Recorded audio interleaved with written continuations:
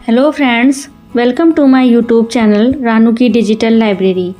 कैसे हो आप सभी? आशा करती हूँ आप सभी स्वस्थ होंगे, मस्त होंगे। आज हम सुनेंगे हिंदी कहानी कोसी का घटवार, जो कि शेखर जोशी द्वारा लिखित है। यह कहानी कल्पना पत्रिका में 1957 में प्रकाशित हुई थी और कोसी का घटवार कहानी संग्रह में 1958 में संग्रहित की गई थी। तो आइए शुरू करते हैं आज की कहानी कोसी का घटवार। गोसाई का मन चिलम में भी नहीं लगा। महल की छांव में उठकर वह फिर एक बार घट पंचक्की के अंदर गया। अभी खप्पर में 1/4 से भी अधिक गेहूं शेष था। खप्पर में हाथ डालकर उसने व्यर्थ ही उल्टा पलटा और चक्की के पाटों के वृत्त में फैले हुए आटे को झाड़कर एक ढेर बना दिया।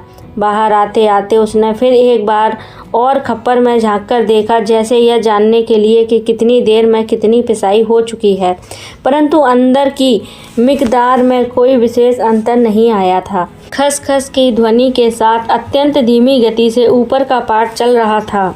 घट का प्रवेश द्वार बहुत कम ऊंचा था। खूब नीचे तक झुककर वह बाहर निकलता। सर के बालों और बाहों पर आटे की एक हल्की सफ़ेद परत बैठ गई थी। खंबे का सहारा लेकर वह बुदबुदाया, जा शाला, सुबह से अब तक 10 पसेरी भी नहीं हुआ। सूरज कहाँ का कहाँ चला गया। कैसी अनहोनी बात अनहोनी तो है ही। जेठ बीत रहा है, आकाश में कहीं बादलों का नाम निशान नहीं।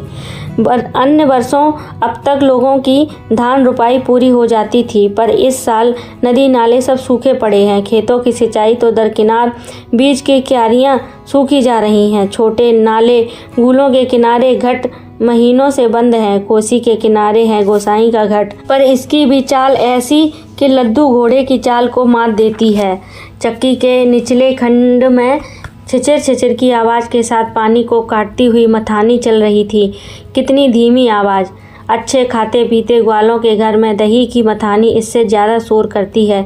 इसी मथानी का वह शोर होता था कि आदमी को अपनी बात नहीं सुनाई देती, और अब तो भले नदी पार कोई बोले तो बात यहाँ सुनाई दे जाए। छप छप छप। पुरानी फौजी पैंट को घुटनों तक मोड़कर गोसाई पानी की गूल के अंदर चलने लगा। कहीं कोई सुराख निकास हो तो बंद कर दे, एक बूंद पानी भी बाहर न जाए। बूंद बूंद की कीमत है इन दिनों। प्राय आधा फर्लांग चलकर वह बांध पर पहुंचा। नदी की पूरी चौड़ाई को घेरकर पानी का बहाव घट की गूल की ओर मोड़ दिया गया था। किनारे की मिट्टी घास लेकर उसने बांध में 1-2 स्थान पर निकास बंद किया और फिर गूल के किनारे किनारे चलकर घट पर आ गया। अंदर जाकर उसने फिर पाटों के वृत्त में फैले हुए आटे को बुहार कर ढेरी में मिला दिया। खप्पर में अभी थोड़ा बहुत गेहूं शेष था। वह उठकर बाहर आया। दूर रास्ते पर एक आदमी सर पर पिसान रखे उसकी ओर जा रहा था। गोसाई ने उसकी सुविधा का ख्याल कर वहीं से आवाज़ दे दी, हैं हो, यहाँ लंबर देर में आएगा। 2 दिन का पिसान अभी जमा है, ऊपर उदेम सिंह के घाट में देख लो।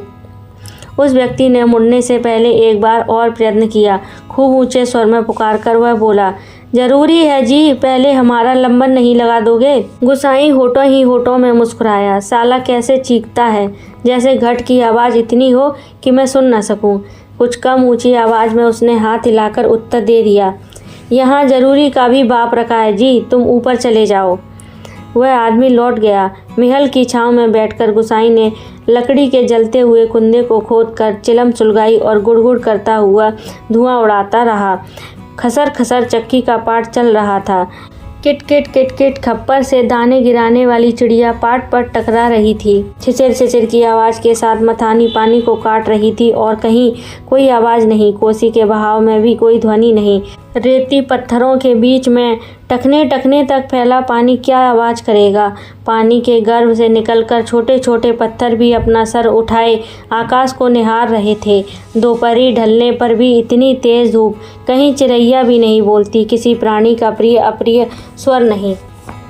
सूखी नदी के किनारे बैठा गोसाई सोचने लगा, क्यों उस व्यक्ति को लौटा दिया। लौट तो वह जाता ही। घट के अंदर टच पड़े पिसान के थैले को देखकर 2-4 क्षण की बातचीत का आसरा ही हो जाता। कभी कभी गोसाई को यह अकेलापन काटने लगता। सूखी नदी के किनारे का यह अकेलापन नहीं, जिंदगी भर साथ देने के लिए जो अकेलापन उसके द्वार पर धरना देकर बैठ गया है वही। जिसे वह अपना कह सके। ऐसे किसी प्राणी का स्वर उसके लिए नहीं, पालतू कुत्ते बिल्ली का स्वर भी नहीं। क्या ठिकाना ऐसे मालिक का जिसका घर नहीं, द्वार नहीं, बीवी बच्चे नहीं, खाने पीने का ठिकाना नहीं। घुटनों तक उठी हुई पुरानी फौजी पैंट के मोड़ को गुसाई ने खोला। गूल में चलते हुए थोड़ा भीग भी गया था, पर इस गर्मी में उसे भीगी पैंट की यह शीतलता अच्छी लगी। पैंट की सिलवटों को ठीक करते करते गुसाई ने हुक्के की नली से मुंह हटाया। उसके होठों में बाएं कोने पर हल्की सी मुस्कान उभर आई। बीती बातों की याद गुसाई सोचने लगा, इसी पैंट की बदौलत यह अकेलापन उसे मिला है। नहीं, याद करने को मन नहीं करता। बहुत पुरानी बातें वह भूल गया है, पर वह हवलदार साहब की पैंट की बात उसे नहीं भूलती। ऐसी ही फौजी पैंट पहनकर हवलदार धर्म सिंह आया था, लॉन्ड्री की धुली नोकदार क्रीज वाली पैंट। वैसी ही पैंट पहनने की महत्वाकांक्षा लेकर गुसाई फौज में गया था, पर फौज से लौटा तो पैंट के साथ साथ जिंदगी का अकेलापन भी उसके साथ आ गया। पैंट के साथ और भी कितनी स्मृतियां संबद्ध हैं। उस बार की छुट्टियों की बात, कौन महीना? हाँ, बैसाख ही था। सर पर क्रॉस, खुखरी के क्रेस्ट वाली काली किस्ती नुमा टोपी को तिरछा रखकर फौजी वर्दी पहनने वह पहली बार एनुअल लीव पर घर आया तो चीड़ वन की आग की तरह खबर इधर उधर फैल गई। बच्चे बूढ़े सभी उससे मिलने आए थे। चाचा का गोट एकदम भर गया था, ठसाठस। बिस्तर की नई एकदम साफ जगमग लाल नीली धारियों वाली दरी आंगन में बिछानी पड़ी थी लोगों को बिठाने के लिए। खूब याद है, आंगन का गोबर दरी में लग गया था। बच्चे बूढ़े सभी आए थे। सिर्फ चना गुड़ या हल्द्वानी के तंबाकू का लोभ ही नहीं था, कल के शर्मीले गुसाई को इस नए रूप में देखने का कौतूहल भी था। पर गुसाई की आंखें उस भीड़ में जिसे खोज रही थी वह वहाँ नहीं थी। नाला पार के अपने गांव से भैंस के कट्टिया को खोजने के बहाने दूसरे दिन लक्ष्मा आई थी, पर गुसाई उस दिन उससे मिल न सका। गांव के छोकरे ही गुसाई की जान को बवाल हो गए थे। बुढ़े नरसिंह प्रधान उन दिनों ठीक ही कहते थे। आजकल गुसाई को देखकर सोबनिया का लड़का भी अपनी फटी घेर की टोपी को तिरछी पहनने लग गया है। दिन रात बिल्ली के बच्चों की तरह छोकरे उसके पीछे लगे रहते थे, सिगरेट बीड़ी या गपशप के लोभ में। एक दिन बड़ी मुश्किल से मौका मिला था उसे। लक्ष्मा को पात पतेल के लिए जंगल जाते देखकर वह छोकरों से कांकड़ के शिकार का बहाना बनाकर अकेले जंगल को चल दिया था। गांव की सीमा से बहुत दूर काफल के पेड़ के नीचे गुसाई के घुटने पर सिर रखकर लेटी लेटी लक्ष्मा काफल खा रही थी। पके गदगदाए गहरे लाल लाल काफल। खेल खेल में काफलों की छीना झपटी करते गुसाई ने लक्ष्मा की मुट्ठी भींच दी थी। टप टप काफलों का गाढ़ा लाल रस उसकी पैंट पर गिर गया था। लक्ष्मा ने कहा था, इसे यहीं रख जाना, मेरी पूरी बाँह की कुर्ती इसमें से निकल जाएगी। वह खिलखिलाकर अपनी बात पर स्वयं ही हंस दी। पुरानी बात, क्या कहा था गुसाई ने, याद नहीं पड़ता। तेरे लिए मखमल की कुर्ती ला दूंगा मेरी सुबह, या कुछ ऐसा ही। पर लक्ष्मा को मखमल की कुर्ती किसने पहनाई होगी? पहाड़ी पार के रमुआ ने, जो तुरी निशान लेकर उसे ब्याहने आया था, जिसके आगे पीछे भाई बहन नहीं, माई बाप नहीं। परदेश में बंदूक की नोक पर जान रखने वाले को छोकरी कैसे दे दें? लक्ष्मा के बाप ने कहा था। उसका मन जानने के लिए गुसाई ने टेढ़े तिरछे बात चलवाई थी। उसी साल मंगसिर की एक ठंडी उदास शाम को गुसाई की यूनिट के सिपाही किशन सिंह ने क्वार्टर मास्टर स्टोर के सामने खड़े खड़े उससे कहा था, हमारे गांव के राम सिंह ने जिद की, तभी छुट्टियां बढ़ानी पड़ी। इस साल उसकी शादी थी। खूब अच्छी औरत मिली है यार, शक्ल सूरत भी खूब है, एकदम पटाखा, बड़ी हंसमुख है। तुमने तो देखा ही होगा, तुम्हारे गांव के नज़दीक की ही है।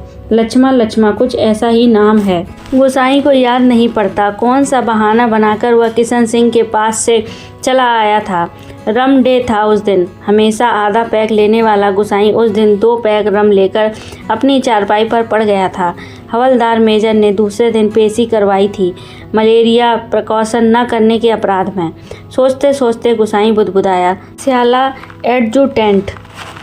गुसाई सोचने लगा, उस साल छुट्टियों में घर से विदा होने से एक दिन पहले वह मौका निकालकर लक्ष्मा से मिला था। गंगानाथजू की कसम, जैसा तुम कहोगे मैं वैसा ही करूँगी, आंखों में आंसू भरकर लक्ष्मा ने कहा था। बरसों से वह सोचता आया है, कभी लक्ष्मा से भेंट होगी तो अवश्य कहेगा कि गंगानाथ का जागर लगाकर प्रायश्चित जरूर कर ले। देवी देवताओं की झूठी कस्में खाकर उन्हें नाराज करने से क्या लाभ। जिस पर भी गंगानाथ का कोप हुआ है वह कभी फल फूल नहीं पाया। पर लक्ष्मा से कब भेंट होगी यह वह नहीं जानता। लड़कपन से संगी साथी नौकरी चाकरी के लिए मैदानों में चले गए हैं। गांव की ओर जाने का उसका मन नहीं होता। लक्ष्मा के बारे में किसी से पूछना उसे अच्छा नहीं लगता। जितने दिन नौकरी रही वह पलटकर अपने गांव नहीं आया।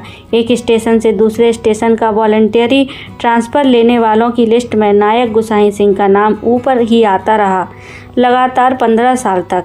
पिछले बैसाख में ही वह गांव लौटा। 15 साल बाद रिजर्व में आने पर काले वालों को लेकर गया था, खिचड़ी वाल लेकर लौटा। लक्ष्मा का हट उसे अकेला बना गया। आज इस अकेलेपन में कोई होता जिसे गुसाई अपनी ज़िंदगी की किताब पढ़कर सुनाता। शब्द शब्द, अक्षर से अक्षर, कितना देखा, कितना सुना, कितना अनुभव किया उसने। पर नदी किनारे या तपती रेत, पंचक्की की खटर पटर और महल की छाँव में ठंडी चिलम के निष्प्रयोजन गुड़गुड़ाता गुसाई। और चारों ओर अन्य कोई नहीं, एकदम निर्जन, निस्तब्ध, सुनसान। एकाएक गुसाई का ध्यान टूटा। सामने पहाड़ी के बीच की पगडंडी से सर पर बोझा लिए एक नारी आकृति उसी ओर चली आ रही थी। गुसाई ने सोचा वहीं से आवाज़ देकर उसे लौटा दे। कोसी के चिकने काई लगे पत्थरों पर कठिनाई से चलकर उसे वहां तक आकर केवल निराश लौट जाने को क्यों बाध्य करे। दूर से चिल्ला चिल्लाकर पिसान स्वीकार करवाने कि लोगों की आदत से वह तंग आ चुका था। इस कारण आवाज़ देने को उसका मन ही नहीं हुआ। वह आकृति अब तक पगडंडी छोड़कर नदी के मार्ग में आ पहुंची थी। चक्की की बदलती आवाज़ को पहचान कर गुसाई घट के अंदर चला गया। खप्पर का अनाज समाप्त हो चुका था। खप्पर में एक कम अन्न वाले थैले को उलटकर उसने अन्न का निकास रोकने के लिए काठ की चिड़ियों को उल्टा कर दिया। किट किट किट का स्वर बंद हो गया। वह जल्दी जल्दी आटे के थैले को भरने लगा। घट के अंदर मथानी की छिचिर छिचिर की आवाज़ भी अपेक्षाकृत कम सुनाई दे रही थी। केवल चक्की ऊपर वाले पाट की घिसटती हुई घरघराहट का हल्का धीमा संगीत चल रहा था। तभी गुसाई ने सुना अपनी पीठ के पीछे घट के द्वार पर इस संगीत से भी मधुर एक नारी का कंठ स्वर। कब बारी आएगी जी, रात की रोटी के लिए भी घर में आटा नहीं है। सर पर पिसान रखे एक स्त्री उससे यह पूछ रही थी।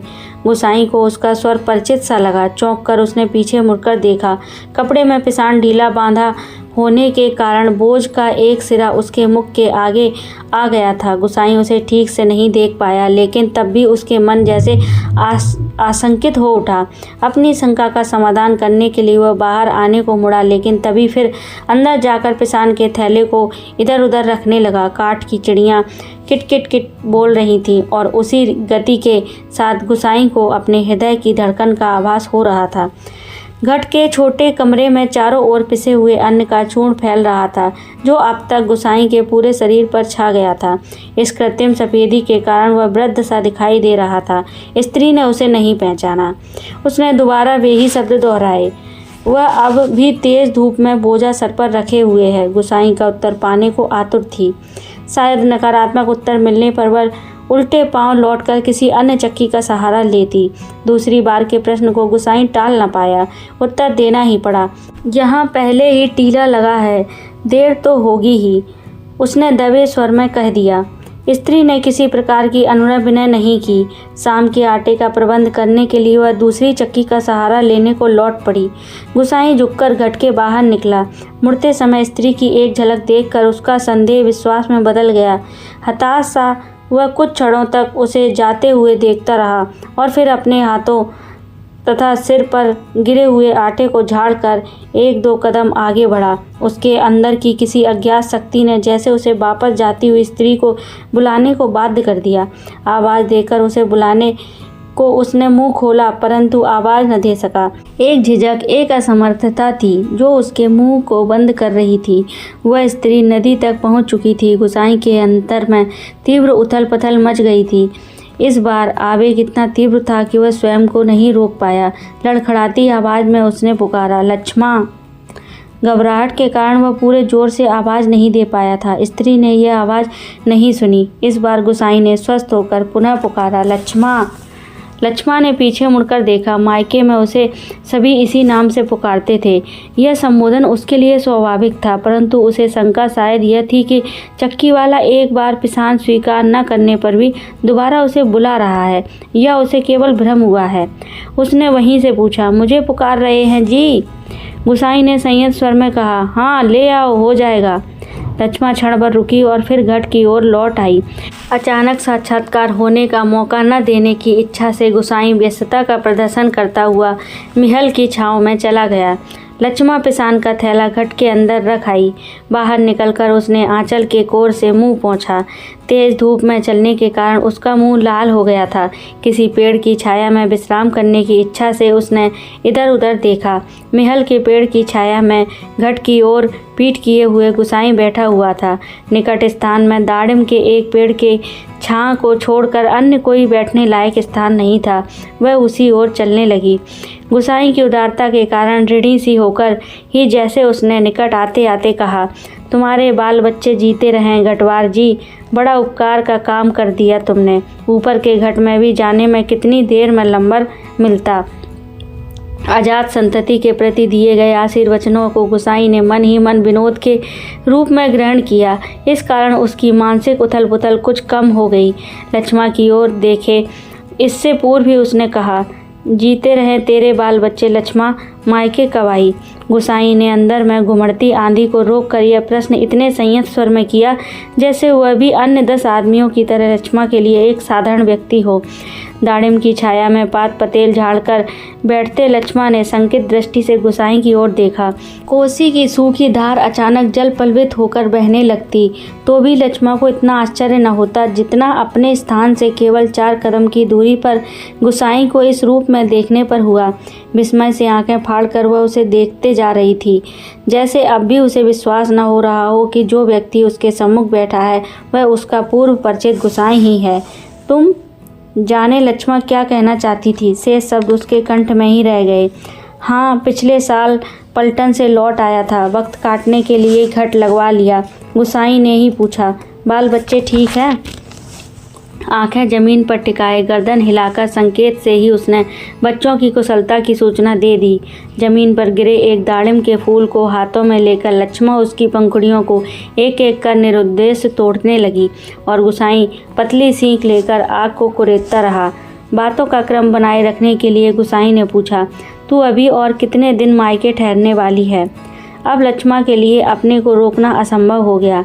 टप टप टप वह सिर नीचा किए आंसू गिराने लगी। सिसकियों के साथ साथ उसके उठते गिरते कंधों को गुसाई देखता रहा। उसे यह नहीं सूझ रहा था कि वह किन शब्दों में अपनी सहानुभूति प्रकट करे। इतनी देर बाद सहसा गुसाई का ध्यान लक्ष्मा के शरीर की ओर गया। उसके गले में चरेऊ सुहाग चिन्ह नहीं था। हतप्रभ सा गुसाई उसे देखता रहा। अपनी व्यवहारिक अज्ञानता पर उसे बेहद झुंझलाहट हो रही थी। अचानक आज लक्ष्मा से भेंट हो जाने पर वह उन सब बातों को भूल गया जिन्हें वह कहना चाहता था। इन क्षणों में वह केवल मात्र सोता बनकर रह जाना चाहता था। गुसाई की सहानुभूतिपूर्ण दृष्टि पाकर लक्ष्मा आंसू पोंछती हुई अपना दुखड़ा रोने लगी। जिसका भगवान नहीं होता उसका कोई नहीं होता। जेठ जेठानी से किसी तरह पिंड छुड़ाकर यहाँ माँ की बीमारी में आई थी, वह भी मुझे छोड़कर चली गई। एक अभागा मुझे रोने को रह गया है, उसी के लिए जीना पड़ रहा है, नहीं तो पेट में पत्थर बांधकर कहीं डूब मरती जंजाल कटता। यहाँ काका काकी के साथ रह रही हो? गुसाई ने पूछा। मुश्किल पड़ने पर कोई किसी का नहीं होता जी। बाबा की जायदाद पर उनकी आंखें लगी हैं, सोचते हैं कहीं मैं हक न जमा लूँ। मैंने साफ साफ कह दिया, मुझे किसी का कुछ लेना देना नहीं। जंगलात का लीसा ढोकर अपनी गुजर कर लूँगी, किसी की आँख का कांटा बनकर नहीं रहूँगी। गुसाई ने किसी प्रकार की मौखिक संवेदना नहीं प्रकट की, केवल सहानुभूतिपूर्ण दृष्टि से उसे देखता भर रहा। दाड़िम के वृक्ष से पीठ टिकाकर लक्ष्मा घुटने मोड़कर बैठी थी। गुसाई सोचने लगा, 15-16 साल किसी की जिंदगी में अंतर लाने के लिए कम नहीं होते। समय का यह अंतराल लक्ष्मा के चेहरे पर भी छाप छोड़ गया था, पर उसे लगा उस छाप के नीचे वह आज भी 15 वर्ष पहले की लक्ष्मा को देख रहा है। कितनी तेज धूप है इस साल। लक्ष्मा का स्वर उसके कानों में पड़ा, प्रसंग बदलने के लिए ही, जैसे लक्ष्मा ने यह बात जानबूझकर कही हो। और अचानक उसका ध्यान उस ओर चला गया जहाँ लक्ष्मा बैठी थी। दाड़िम की फैली फैली अधड़ की डालों से छनकर धूप उसके शरीर पर पड़ रही थी। सूरज की एक पतली किरण न जाने कब से लक्ष्मा के माथे पर गिरी हुई एक लट को सुनहरी रंगीनी में डुबा रही थी। गुसाई एकटक उसे देखता रहा। दोपहर तो बीत चुकी होगी, लक्ष्मा ने प्रश्न किया तो गुसाई का ध्यान टूटा। हाँ, अब तो 2 बजने वाले होंगे, उसने कहा। उधर धूप लग रही हो तो इधर आजा छाँव में, कहता हुआ गुसाई एक जमाई लेकर अपने स्थान से उठ गया। नहीं, यही ठीक है, कहकर लक्ष्मा ने गुसाई की ओर देखा, लेकिन वह अपनी बात कहने के साथ ही दूसरी ओर देखने लगा था। घट में कुछ देर पहले डाला हुआ पिसान समाप्ति पर था। नंबर पर रखे हुए पिसान की जगह उसने जाकर जल्दी जल्दी लक्ष्मा का अनाज खप्पर में खाली कर दिया। धीरे धीरे चलकर गुसाई गुल के किनारे तक गया। अपनी अंजुली से भर भर कर उसने पानी पिया और फिर पास के एक बंजर घट के अंदर जाकर पीतल और एल्युमिनियम के कुछ बर्तन लेकर आग के निकट लौट आया। आसपास पड़ी हुई सूखी लकड़ियों को बटोर कर उसने आग सुलगाई और एक कालिक पुती बटलोई में पानी रखकर जाते जाते लक्ष्मा की ओर मुँह करके कह गया, चाय का टाइम भी हो रहा है, पानी उबल जाए तो पत्ती डाल देना, पुड़िया में पड़ी है। लक्ष्मा ने उत्तर नहीं दिया। वह उसे नदी की ओर जाने वाली पगडंडी पर जाता हुआ देखती रही। सड़क किनारे की दुकान से दूध लेकर लौटते लौटते गुसाई को काफ़ी समय लग गया था। वापस आने पर उसने देखा एक 6-7 वर्ष का बच्चा लक्ष्मा की देह से सटकर बैठा हुआ है। बच्चे का परिचय देने की इच्छा से जैसे लक्ष्मा ने कहा, इस छोकरे को घड़ी भर के लिए भी चैन नहीं मिलता, जाने कैसे खोजता पूछता मेरी जान खाने को यहाँ तक पहुँच गया। गुसाई ने लक्ष्य किया कि बच्चा बार बार उसकी दृष्टि बचाकर माँ से किसी चीज़ के लिए जिद कर रहा है। एक बार झुंझलाकर लक्ष्मा ने उसे झिड़क ही दिया, चुप रह, अभी लौटकर घर जाएंगे, इतनी देर में क्यों मरा जा रहा है। चाय के पानी में दूध डालकर गुसाई फिर उसी बंजर घट में गया। एक थाली में आटा लेकर वह गूल के किनारे बैठा बैठा उसे गूंदने लगा। मिहल के पेड़ की ओर जाते समय उसने हाथ में 2-1 बर्तन और ले लिए। लक्ष्मा ने बटलोई में दूध चीनी डालकर चाय तैयार कर दी। एक गिलास, एक एनिमल मग और एक एल्युमिनियम के मैस्टिन में गुसाई ने चाय डालकर आपस में बांट ली और पत्थरों से बने बेढंगे चूल्हे के पास बैठकर रोटियां बनाने का उपक्रम करने लगा। हाथ का चाय का गिलास जमीन पर रखकर लक्ष्मा उठी। आटे की थाली अपनी ओर खिसकाकर उसने स्वयं रोटी पका देने की इच्छा ऐसे स्वर में प्रकट की कि गुसाई ना न कह सका। वह खड़ा खड़ा उसे रोटी पकाते देखते रहा। गोल गोल डिबिया सरीखी रोटियां चूल्हे में खिलने लगीं। बरसों बाद गुसाई ने ऐसी रोटियां देखी थीं जो अनिश्चित आकार की फौजी लंगर की चपातियों या स्वयं उसके हाथ से बनी बेडोल रोटियों से एकदम भिन्न थीं। आटे की लोई बनाते समय लक्ष्मा के छोटे छोटे हाथ बड़ी तेज़ी से घूम रहे थे। कलाई में पहनी हुई चांदी के कड़े जब कभी आपस में टकरा जाते तो खन खन का एक अत्यंत मधुर स्वर निकलता। चक्की के पाट पर टकराने वाली काठ की चिड़ियों का स्वर कितना नीरस हो सकता है, यह गुसाई ने आज पहली बार अनुभव किया। किसी काम से वह बंजर घट की ओर गया और बड़ी देर तक खाली बर्तन डिब्बों को उठाता रखता रहा। वह लौट कर आया तो लक्ष्मा रोटी बनाकर बर्तनों को समेट चुकी थी और अब वह आटे में सने हाथ धो रही थी। गुसाई ने बच्चे की ओर देखा। वह दोनों हाथों में चाय का मग थामे टकटकी लगाकर गुसाई की ओर देखे जा रहा था। लक्ष्मा ने आग्रह के स्वर में कहा, चाय के साथ खानी हो तो खा लो, फिर ठंडी हो जाएगी। मैं तो अपने टाइम से ही खाऊंगा, यह तो बच्चे के लिए। स्पष्ट कहने में उसे झिझक महसूस हो रही थी, जैसे बच्चे के संबंध में चिंतित होने की उसकी चेष्टा अनाधिकार हो। ना जी, वह तो अभी घर से खाकर ही आ रहा है, मैं रोटियां बनाकर रख आई थी। अत्यंत संकोच के साथ लक्ष्मा ने आपत्ति प्रकट कर दी। यूँ ही कहती है, कहाँ रखी थी रोटियां घर में, बच्चे ने रुआंसी आवाज़ में कहा और रोटियों को देखकर उसका संयम ढीला पड़ गया था। चुप, आंखें तैर कर लक्ष्मा ने उसे डांट दिया। बच्चे के इस कथन से उसकी स्थिति हास्यास्पद हो गई थी। इस कारण लज्जा से उसका मुंह आरक्त हो उठा। बच्चा है, भूख लग गई होगी, डांटने से क्या फ़ायदा। गुसाई ने बच्चे का पक्ष लेकर 2 रोटियां उसकी ओर बढ़ा दी, परंतु माँ की अनुमति के बिना उन्हें स्वीकार करने का साहस बच्चे को नहीं हो रहा था। वह ललचाई दृष्टि से कभी रोटियों की ओर कभी माँ की ओर देख लेता था। गुसाई के बार बार आग्रह करने पर भी बच्चा रोटियां लेने में संकोच करता रहा तो लक्ष्मा ने उसे झिड़क दिया, मर, अब लेता क्यों नहीं, जहाँ जाएगा वहीं अपने लक्षण दिखाएगा। इससे पहले कि बच्चा रोना शुरू कर दे, गुसाई ने रोटियों के ऊपर एक टुकड़ा गुड़ रखकर बच्चे को दे दिया। भरी भरी आंखों से इस अनोखे मित्र को देखकर बच्चा चुपचाप रोटी खाने लगा और गुसाई कौतुकपूर्ण दृष्टि से उसके हिलते हुए होठों को देखता रहा। इस छोटे से प्रसंग के कारण वातावरण में एक तनाव सा आ गया था, जिसे गुसाई और लक्ष्मा दोनों ही अनुभव कर रहे थे। स्वयं भी एक रोटी को चाय में डुबोकर खाते खाते गुसाई ने जैसे इस तनाव को कम करने की कोशिश में ही मुस्कुराकर कहा, लोग ठीक ही कहते हैं, औरत के हाथ की बनी रोटियों में स्वाद ही दूसरा होता है। लक्ष्मा ने करुण दृष्टि से उसकी ओर देखा। गुसाई हो होकर खोखली हंसी हंस रहा था। कुछ साग सब्जी होती तो बेचारा एक आधी रोटी और खा लेता। गुसाई ने बच्चे की ओर देखकर अपनी व्यवस्था प्रकट की। ऐसे ही खाने पीने वाले की तकदीर लेकर पैदा हुआ होता तो मेरे भाग क्यों पड़ता। 2 दिन से घर में तेल नमक नहीं, आज थोड़े पैसे मिले हैं, आज ले जाऊंगी कुछ सौदा। हाथ से अपनी जेब टटोलते हुए गुसाई ने संकोचपूर्ण स्वर में कहा, लक्ष्मा। लक्ष्मा ने जिज्ञासा से उसकी ओर देखा। गुसाई ने जेब से एक नोट निकालकर उसकी ओर बढ़ाते हुए कहा, ले, काम चलाने के लिए रख ले, मेरे पास अभी और हैं, परसों दफ्तर से मनी ऑर्डर आया था। नहीं नहीं जी, काम तो चल ही रहा है, मैं इस मतलब से थोड़े कह रही थी, यह तो बात चली थी तो मैंने कहा, कहकर लक्ष्मा ने सहायता लेने से इनकार कर दिया। गुसाई को लक्ष्मा का यह व्यवहार अच्छा नहीं लगा। रूखी आवाज़ में वह बोला, दुख तकलीफ के वक्त ही आदमी के काम नहीं आया तो बेकार है साला। कितना कमाया, कितना फूंका हमने इस ज़िंदगी में, है कोई हिसाब, पर क्या फ़ायदा, किसी के काम ही नहीं आया। इसमें एहसान की क्या बात है, पैसे तो मिट्टी हैं साला, किसी के काम नहीं आया तो मिट्टी एकदम मिट्टी। परंतु गुसाई के इस तर्क के बावजूद भी लक्ष्मा अड़ी रही। बच्चे के सिर पर हाथ फेरते हुए उसने दार्शनिक गंभीरता से कहा, गंगनाथ दाहिने रहें तो भले बुरे दिन भी निभ ही जाते हैं जी। पेट का क्या, घट के खप्पर की तरह जितना डालो कम ही हो जाए। अपने पराए प्रेम से हंस बोल दें तो वह बहुत है दिन काटने के लिए। गुसाई ने गौर से लक्ष्मा के मुख की ओर देखा। बरसों पहले उठे हुए ज्वार और तूफान का वहाँ कोई चिन्ह शेष नहीं था। अब वह सागर जैसे सीमाओं में बंधकर शांत हो चुका था। रुपया लेने के लिए लक्ष्मा से अधिक आग्रह करने का उसका साहस नहीं हुआ, पर गहरे असंतोष के कारण बुझा बुझा सा वह धीमी चाल से चलकर वहाँ से हट गया।